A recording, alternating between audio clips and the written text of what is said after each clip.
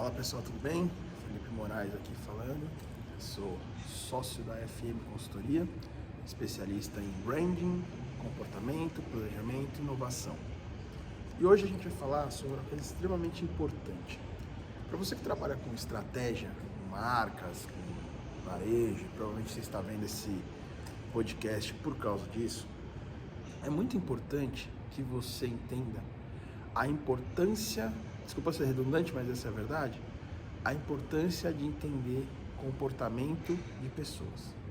O Simon Sinek, ele tem aquela célebre frase, né, que mais ou menos, não vou lembrar exatamente a frase como é, mas mais ou menos ele diz que empresas são feitas por pessoas, empresas vendem para pessoas, então se você não entende de pessoas, você não entende de negócios. Mais ou menos esse é o recado, e é uma das frases mais clássicas dele. E aí, no final, estou gravando esse vídeo aqui em fevereiro de 2026, no finalzinho do ano, quase no Natal, eu fui no MIS, na exposição do Jung.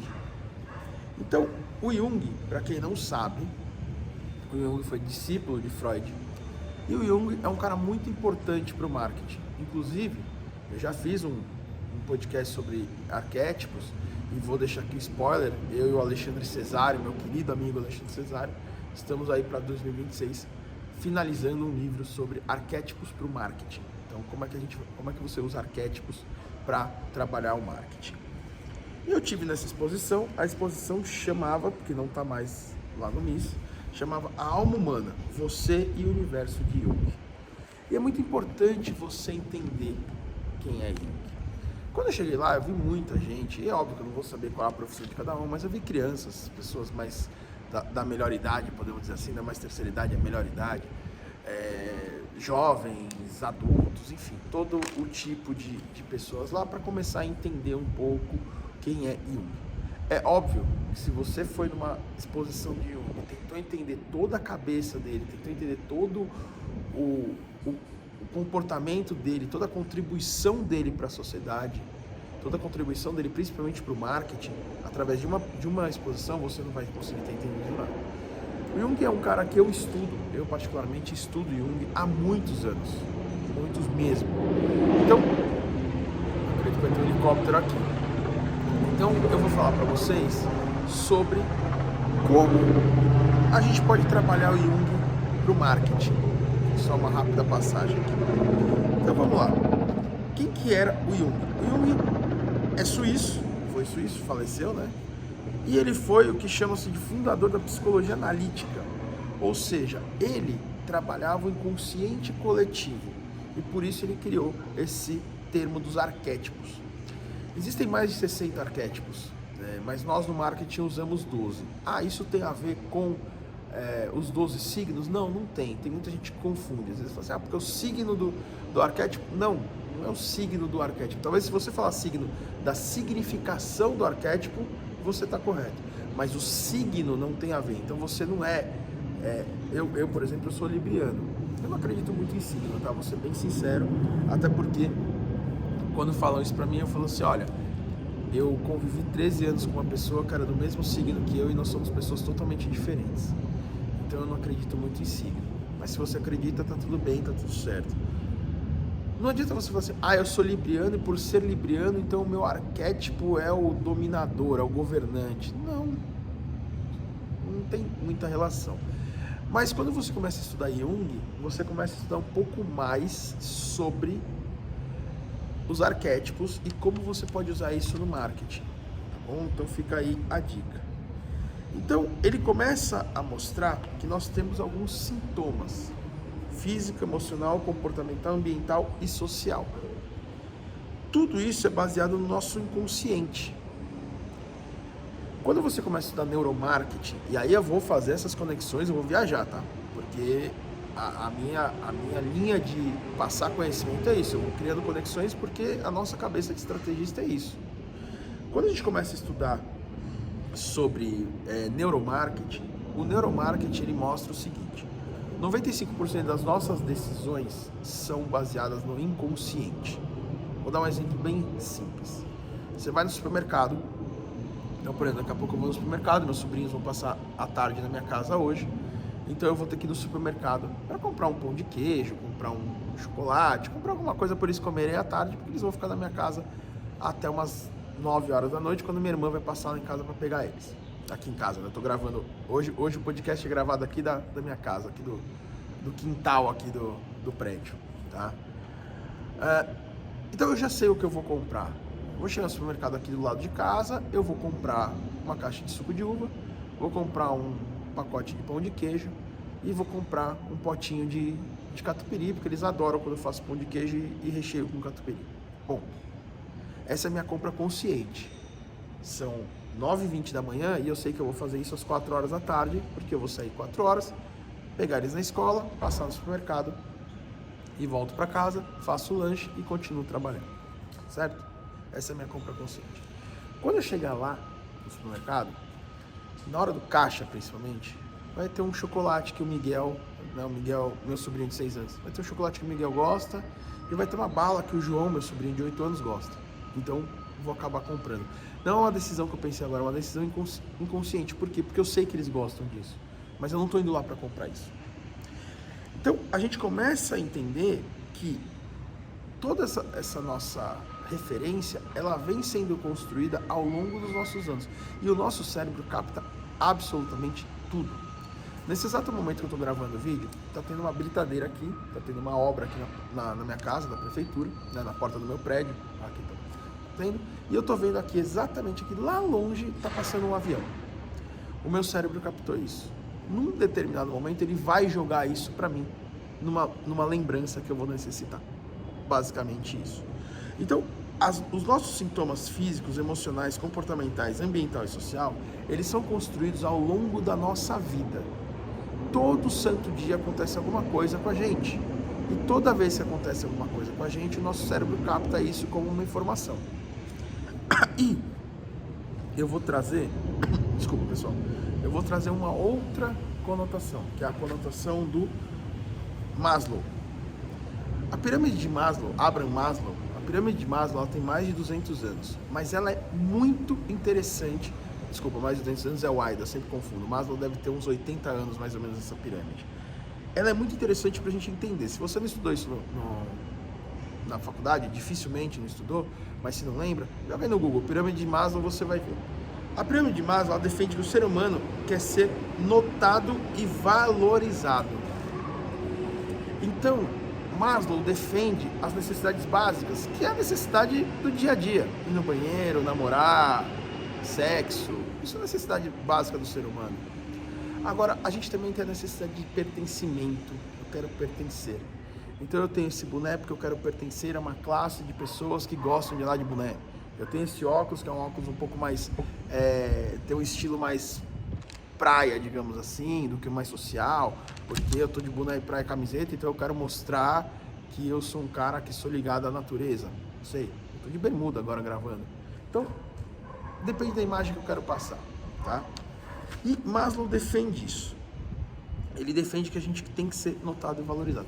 Então perceba que não é só entender o Jung. O Jung é sensacional e a gente tem que entender. Eu estou fazendo esse podcast só sobre ele, porque eu fui na exposição, fiquei 2 horas na exposição, anotei uma série de coisas e eu estou fazendo um resumo aqui para vocês, né? Como vocês sabem, eu sempre tenho aqui uma colinha. Eu estou fazendo um resumo para vocês do que eu vi lá.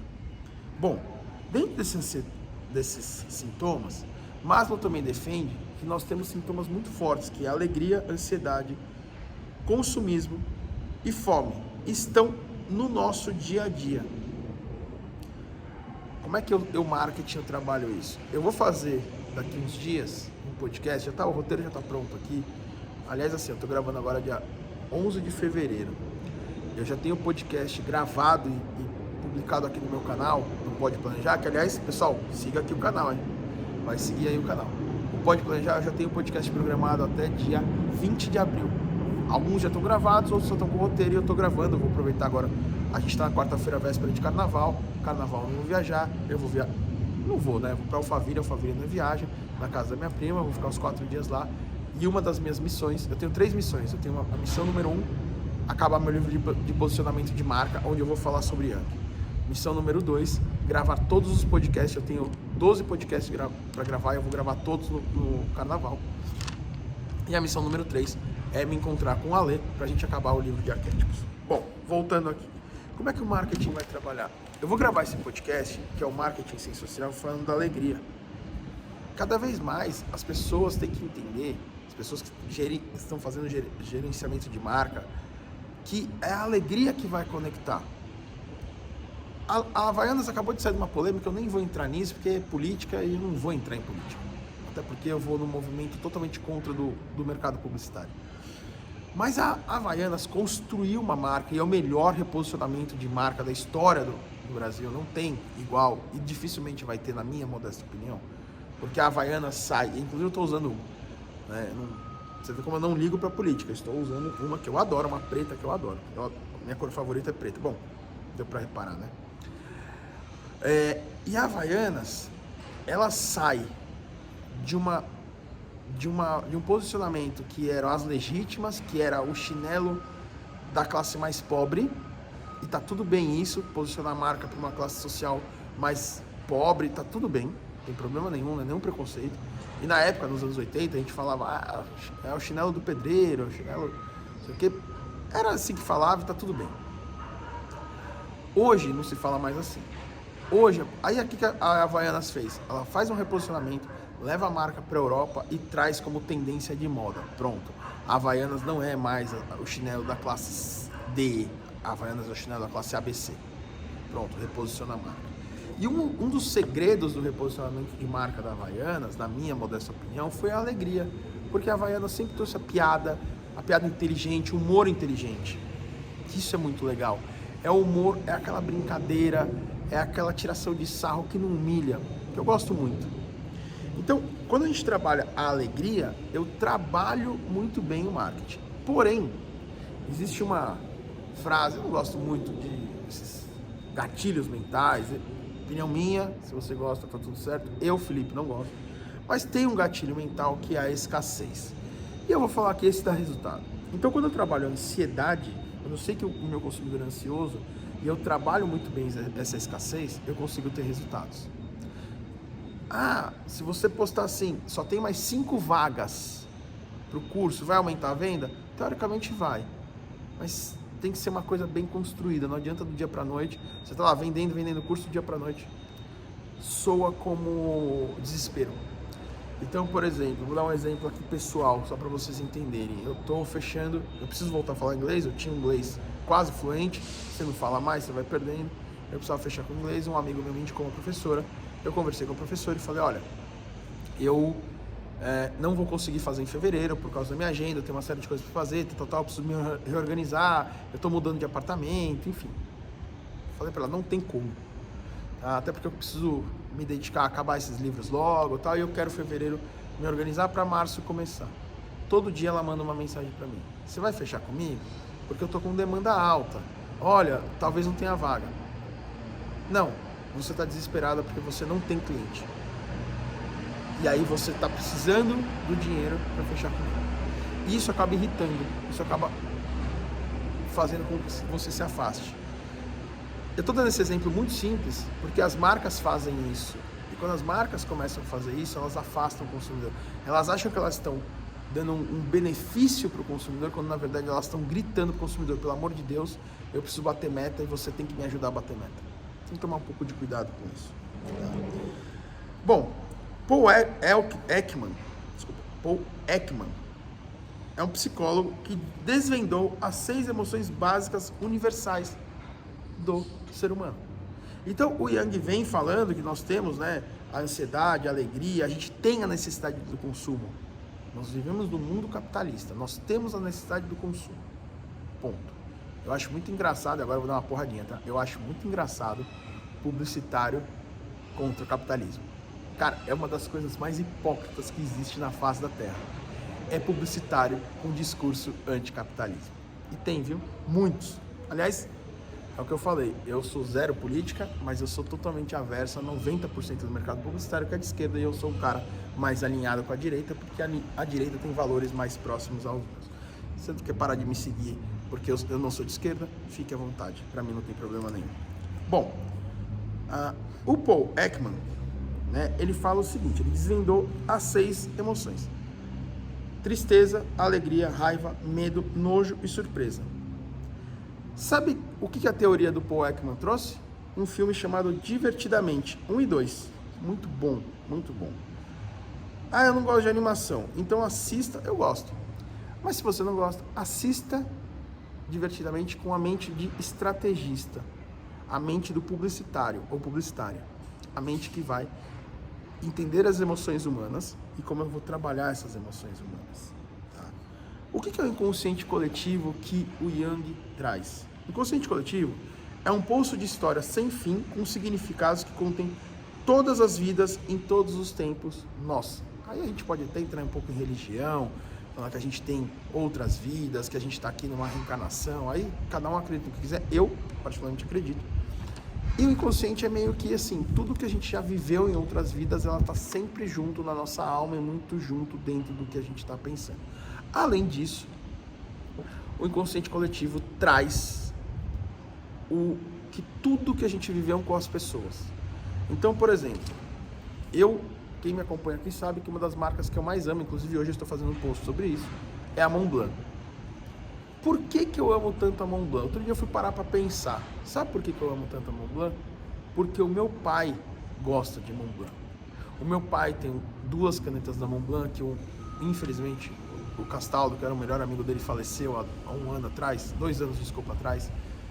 E em 1990, o Castaldo morava na Itália, meu pai foi visitar ele, eles trabalhavam no banco, no Banespa, e meu pai teve que ir para Londres para fazer trabalho pelo banco, pelo Banespa, eles estavam fazendo uma operação, e meu pai, como advogado do banco, foi para lá, e aí meu pai acabou ficando 1 mês em Londres, por causa dessa operação, e no final das contas, de final de semana, meu pai ia para a Itália visitar o Castaldo, né? Ele pegava lá um avião e tal, ia para a Itália visitar o Castaldo. Ele fez isso 2 vezes na verdade, meu pai ficou 3 semanas, né? Um final de semana ele foi, passou 2 e no outro ele já estava no Brasil. E aí, numa dessas viagens do Castaldo, deu 2 Montblancs para ele. Ele até hoje ele tem essas Montblancs com muito carinho. Então, essa paixão do meu pai passou para mim. Isso é o inconsciente coletivo. É você conseguir passar essa paixão. E as marcas trabalham muito isso, porque tem aquela afinidade. Então, quando eu entro na Montblanc e vejo, graças a Deus, eu tenho meu pai vivo, meu pai está muito bem de saúde, é meu sócio numa das empresas, é meu mentor, a gente conversa todos os dias, mas eu tenho certeza que meu pai está com 75 anos, daqui 15, 20 anos, infelizmente ele não vai estar mais aqui. Eu tenho certeza que a hora que eu entrar numa loja da Montblanc, eu vou ter aquela lembrança dele, eu vou ter a lembrança da caneta dele. Então, esse material, que é esse inconsciente coletivo, trabalhando essa alegria, trabalhando o consumismo, trabalhando essas emoções, eu consigo transformar isso numa comunicação. Então, eu quero que você entenda que a comunicação, ela não é um post no Instagram. A estrutura da comunicação, a estrutura de como a gente vai comunicar a marca, comunicar os produtos, os serviços, ela tem um estudo muito profundo. E passa como plataforma desse estudo o comportamento do ser humano. Então, os arquétipos são ideias manifestadas em imagens arquétipos. Como que eu quero dizer isso? O marketing, ele conta história através do storytelling, certo? Todo mundo está acostumado com isso, eu já fiz até vídeo sobre isso. Entender o comportamento humano é fundamental para contar uma boa história e posicionar a marca. Posicionar é se diferenciar. Então, vamos lá. Primeira coisa que eu tô falando, para mim 2026 é o ano do posicionamento de marca. E eu estou muito feliz que aqui na FM a gente acabou de fechar, no começo do ano, a gente acabou de fechar 3 projetos de posicionamento de marca, que eu amo fazer isso, amo. Uma construtora, 2 construtoras na verdade, e uma revista. E em breve está entrando uma startup para a gente posicionar. Então assim, eu estou vidrado nisso, tá? É muito legal. E aí, quando a gente entende comportamento humano, a gente sabe a história que a gente vai contar. Pessoal, não ache que um grande autor, desses gigantes, vamos pegar Harry Potter, que não estudou comportamento de pessoas para saber como contar a história. Se você pausa esse vídeo agora e pensa nas últimas 5 campanhas que você lembra, pensa assim, pausa. Essas 5 campanhas provavelmente são para você, porque você é o público-alvo da marca. Provavelmente, às vezes não, né? Eu vou falar assim, eu lembro da campanha agora que eu tô vendo, né, dos vídeos da Ferrari, que a Ferrari acabou de lançar, vai lançar agora seu primeiro carro elétrico, e quem desenhou foi o designer-chefe da Apple, e eles estão fazendo a campanha. Infelizmente a Ferrari não é para mim, mas é uma campanha que eu lembro. Os caras estudaram, as grandes agências têm grandes profissionais de planejamento, de pesquisa, esses caras estudaram pra caramba para desenhar aquela campanha para você ver. O marketing vive no mundo das ideias. Qual que é o grande desafio do marketing? É a criatividade somada ao comportamento humano. Então a gente tem, falei da Havaianas e trouxe aqui um case. Por exemplo, a Havaianas, todo mundo usa. Havaianas todo mundo usa, abre o leque, não é mais um nicho CD, abre o leque. E eu trago alegria à criatividade. Quando eu trabalho a Apple, personalidades que mudaram o mundo. Então, olha a criatividade se unindo ao comportamento humano. Eu estou trazendo grandes referências que mudaram o mundo para dizer assim, se quer mudar o mundo, vem comigo. Detalhe, esse é o propósito da marca. Então a gente tem aqui. E a Bombril, que traz o Carlinhos Moreno, quebrando totalmente as regras dos anos 80, pessoal, estamos falando de anos 80, tá? Anos 80, onde ainda a mulher tinha o estereótipo que a mulher era a dona de casa, que tinha que estar lá lavando louça, cuidando dos filhos. Graças a Deus isso mudou. E o que a Bombril faz? E aí é óbvio que é uma campanha genial, porque é uma campanha criada por Washington Oliveto e Nizam Guanais, que estão... O Washington é o maior publicitário da história do país, e o Nizam deve ser o segundo, né? Eu costumo brincar que é Pelé e Garrincha, tá? Quando esses dois caras sentam para criar uma campanha, sai aí o Carlinhos Moreno. Só isso. Então ele quebra totalmente o paradigma, com alegria, com leveza, mostrando um homem vendendo a palha de aço, porque Bombril é sinônimo de categoria, na verdade o produto chama palha de aço. Olha que bacana. Então eu consigo entender. No fim do dia, o que eu quero falar para vocês? Quem posiciona marcas são as pessoas que as consomem. Então, quando a gente traz aqui o Yang, né, num resumo aqui, encerrando aqui, o vídeo já ficou um pouquinho mais longo, eu gosto de fazer de vídeo de 15, 17 minutos, a gente já está com 22. Então, finalizando aqui para vocês, Yang é extremamente importante entender, porque baseado no inconsciente coletivo, que é a grande contribuição do Yang para o mercado publicitário é o inconsciente coletivo, é entender o inconsciente coletivo. É lógico que psicólogos usam isso, outras áreas usam isso, mas estamos falando só de publicidade. É entender os sintomas físicos, é entender como as pessoas se comportam e trazer esse conceito para construir a publicidade. E de novo, pessoal, construir a publicidade não é o post fofinho no Instagram, não é trazer o influenciador da moda para falar da sua marca. Isso é um pequeno pedaço. A construção da mensagem, ela tem que dar um passo atrás, ela tem que vir do planejamento, que vem com pesquisa, com estudos, com mercado, com grande insight, e fala, agora a criação, use sua criatividade e transforme isso em algo bonito. Espero que vocês tenham gostado, não deixe de seguir aqui o canal.